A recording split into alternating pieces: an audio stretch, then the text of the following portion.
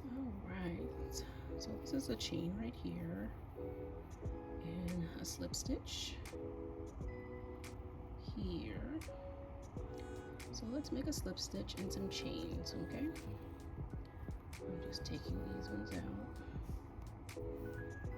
Alright, and to make a slip stitch is take the end of the yarn and the working yarn here closest to the ball, wrap it around your hand, kind of cross it over, put your finger inside that loop and grab it, and hold on to the end, and then pulling the working side of the yarn that's closest to the ball and making a slip knot just like that. Let's do that again. So I take the end of the tail here, and this is the working side of the yarn, which is closest to the ball. Wrapping it around my hand and kind of crossing it over, reaching inside that loop, grabbing it, holding on to the end of that tail, and creating a slip knot. Alright, so if you don't cross it over, you can't lock that loop. So if I wrap it around and try to reach in, I can't grab anything. If I go in, I can't grab anything. So cross it over, reach inside and grab it. Does that make sense? Let's try it again.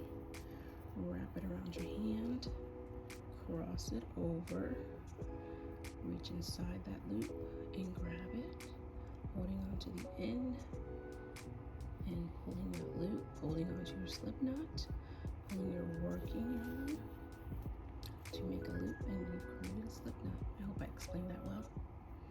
Alright, so we have a loop. Our slip knot is complete. So now our stitches will be secure for the moment. So let's make a chain. So a chain is like the foundation, how to start our crochet project. Okay, so there's different ways to hold your hook. You can hold it knife style, like you're cutting something. You can hold it pencil style, like you're writing something. I can hold it both ways. So you hold it the best way you think is comfortable for you. So holding it the knife style, I have a little flat part here. I can put my thumb. All right, and different things to do to keep your yarn steady. I like to hold it here when I'm making my yarn overs. Okay, so we're gonna yarn over the hook, yarn over, hold it in such a way for your yarn to be steady. So I kind of hold it here in my hand like this, and then I'll grab the tail here just to get it stable, and I'm going to rotate my hook down and through the loop. Okay, make sure we push our yarn down the throat of or the neck. This is a throat and this is a neck, so make sure we bring it to the neck, because you can see it's a different size at the throat, and then if you push it down, it gets a little bigger at the neck. Okay, so let's yarn over the hook, holding my yarn in such a way that keeps it stable. So I'll let you figure out how you want to hold it. Some people wrap it around their pinky and have it here in their hand just to create tension. We can yarn over,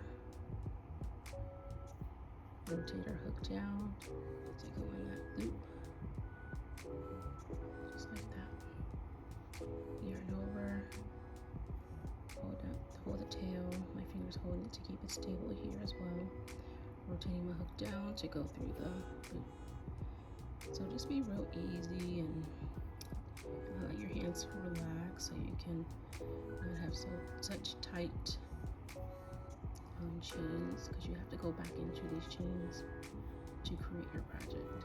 Yarn over, rotate your hook down and through that loop, holding it here to keep it kind of stable.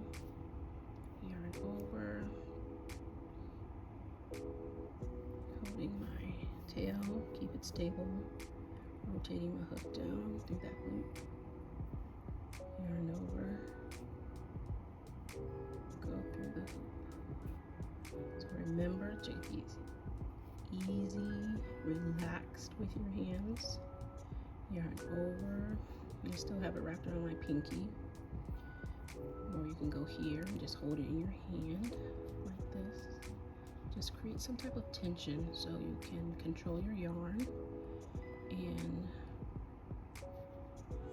it'll have an easy passageway through the loop, okay? Holding the yarn here stable, yarning over, holding my tail, rotating my hook down through the loop, like so. Yarning over, rotating my hook down through that loop. Okay. Yarn over, rotate my hook down through that loop. So just a real easy grip. Don't have a death grip on it. Just easy breezy. Yarn over, relax your shoulders because I know they're hunched up. Yarn over, rotate that hook down to go through that loop. Okay?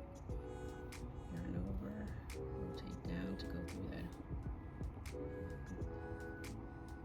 Yarn over, pull through. Making sure you pull your hook down that neck so you can have a easy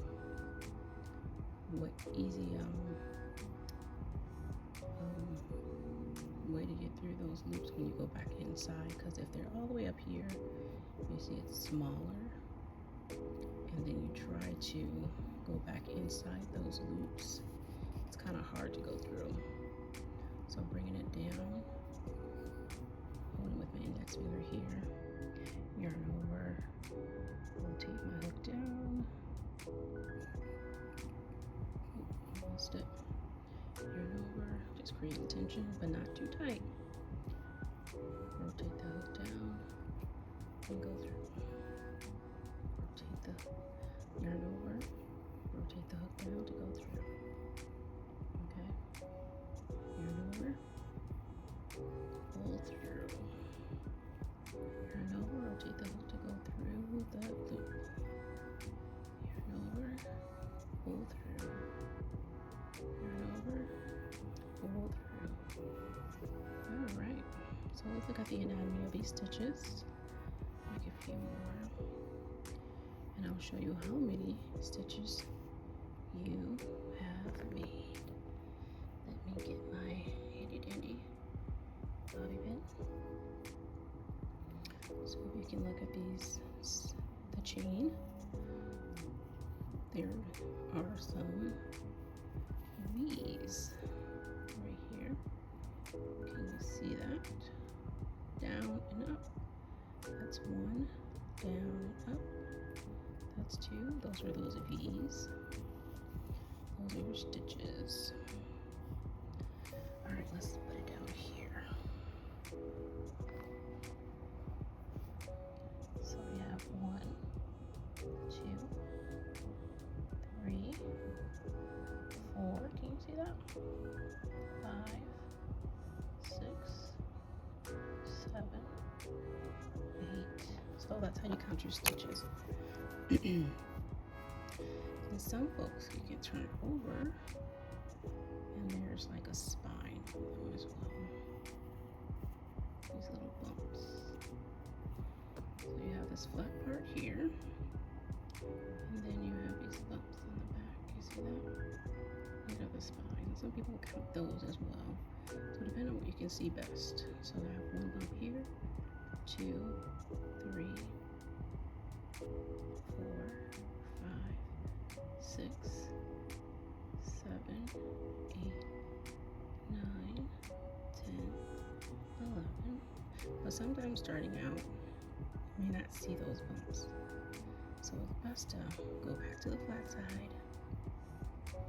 Let's focus a little bit. And there's your V's. 1 V. Focus not very well. 1, 2,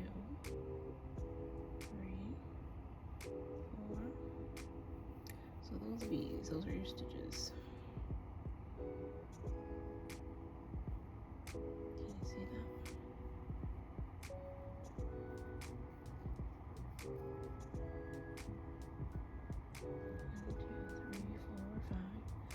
6, 7, 8, 9, 10, 11.